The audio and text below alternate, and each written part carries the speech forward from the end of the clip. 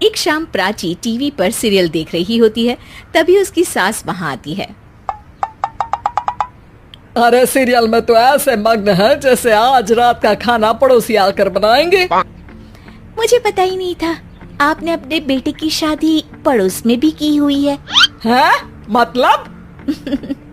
मतलब इस घर में सारा काम बहू ही करती है, आप तो सिर्फ खर्राटे मारती हैं। अच्छा जी, फिलहाल तो तुम आराम फरमा रही हो, चलो जाओ, ये मेरे टीवी देखने का समय है। आहा, इसीलिए मुझे भगाया जा रहा है। सॉरी, अब तो बिल्कुल नहीं जाऊंगी। प्राची की इस बात पर दोनों सास बहू के बीच टीवी रिमोट के पीछे बच्चों जैसे छीना झपटी शुरू हो जाती है, जिसके बीच श्लोक भी काम से घर वापस आ जाता है। आज मेरी चूहे बिल्ली की जोड़ी किस बात पर झगड़ रही है? अरे तेरे बीवी मुझे टीवी नहीं देखने दे रही। अरे तुम्हारी मम्मी मुझे खाना बनाने के लिए फोर्स कर रही है।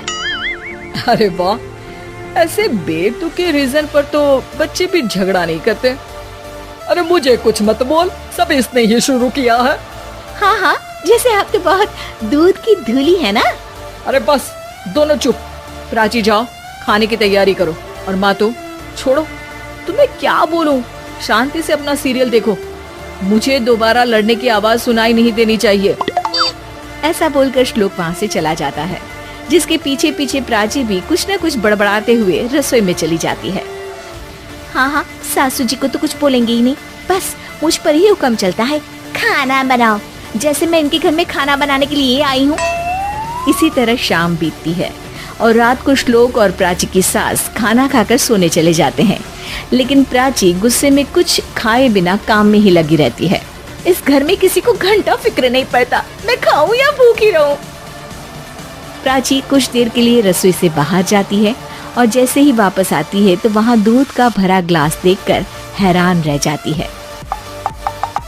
फिक्र पूरी है, बस दिखाना नहीं है। प्राची दूध पीकर सोने चली जाती है और अगली सुबह एक बार फिर सास बहू का कार्टून नेटवर्क स्टार्ट हो जाता है। ये तुमने ही किया है। अरे अजीब जबरदस्ती है, मैं बोल रही हूँ, मैंने कुछ। दोनों ने मिलकर पूरे घर को पागल खाना बनाया हुआ है। यहाँ कोई नॉर्मल इंसान तो रह ही नहीं सकता, इसीलिए अब पड़ोसी क्या रिश्तेदार भी घर आने से कतराते हैं। और सुन बेटे, तू भी चंगा, तेरी माँ भी चंगी, तेरी बीवी भी चंगी, रिश्तेदार। हाँ जी, आपको नहीं पता क्या, गंगाधर ही शक्तिमान है, रिश्तेदार ही। हाँ हाँ, बस समझ गया। कभी जानवरों जैसे लड़ेंगी तो कभी जुगलबंदी करेंगी। भाई मैं आप दोनों के बीच में नहीं फंसना चाहता। सास बहू की इस मनमौजी जोड़ी से परेशान होकर श्लोक अपना सिर खुजलाता वहाँ से चला जाता है। चलो अब मैं भी कीर्तन में जा रही हूँ। इस पर जैसे ही सास कमरे में अपना पर्स लेने जाती है तो वहाँ नाश्ते की प्लेट रखी देख मुस्कुराने लगती है और नाश्ता करके घर से बाहर निकलते हुए कुछ पैसे टेबल पर रख जाती है, जिसके कुछ देर बाद सिलेंडर वाला घर आता है। ओ मुरी मैया, मैं सिलेंडर के बारे में तो बिल्कुल भूल ही गई थी। घर खर्च के सारे पैसे भी मम्मी के पास है और श्लोक से बोला तो उल्टा 4 बात सुनाएंगे। प्राची ये सोच ही रही होती है कि अचानक उसका चेहरा चमक उठता है और वो घर में आकर इधर उधर देखने लगती है। तभी उसकी नजर टेबल पर रखे पैसों पर पड़ती है, जिन्हें वो सिलेंडर वाले को दे देती है। ये सब श्लोक देख लेता है। अच्छा बेटे, इतना बड़ा घोटाला, सबके सामने मैं तेरी दुश्मन और पीठ पीछे तेरी मेरी यारी। इस पर श्लोक एक प्लान बनाता है और शाम को सब एक साथ बैठे होने पर बोलने लगता है। माँ, तुम दोनों की बहुत लड़ाई होती है, इसलिए मैं सोच रहा हूँ कि प्राची को उसके घर छोड़ाऊं, इससे वो भी खुश रहेगी और तुम भी। अचानक श्लोक की ये बात सुनकर सास बहू शौक से उसकी तरफ देखती हैं। अरे ऐसे कैसे घर छोड़ाओगे, मुझे कहीं नहीं जाना। अरे तुमने बोला नहीं पर मैंने सुन लिया, तुम्हें मम्मी के साथ रहना अच्छा नहीं लगता, मुझे पता है।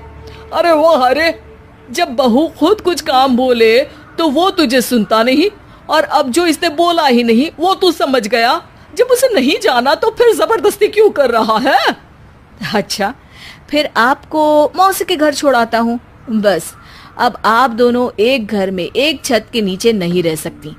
मैं इस टॉम एंड जेरी की जोड़ी को और नहीं झेल सकता। है? ऐसे कैसे नहीं रह सकते?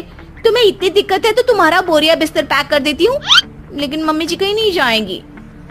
बिल्कुल यही सुनना था मुझे। अगर दोनों में इतना ही प्यार है फिर हर वक्त ये लड़ाई का नाटक क्यों करती हो? देखा मैंने कैसे माँ किचन में दूध रखती है और तुम उनके लिए कमरे में नाश्ता रखती हो, और कैसे वो पहले ही तुम्हारी दिक्कत समझकर घर में पैसे रखकर बाहर जाती है। अरे भाई, इतना ड्रामा तो डेली सोप में भी नहीं होता जितना तुम दोनों ने इस घर में फैलाया हुआ है। तू हमें टॉम एंड जेरी बोलता है ना, तो याद कर वो दोनों भी एक दूसरे को बाहर वालों की बुरी नजर से बचाने के लिए हमेशा सबके सामने लड़ते थे, लेकिन अकेले में दिक्कत के समय मदद भी तो करते थे। बस हमारा रिश्ता भी कुछ ऐसा ही है। और वैसे भी अगर सास बहू में तू मैं नहीं होती तो दुनिया वालों को कहानियाँ कैसे मिलेंगी?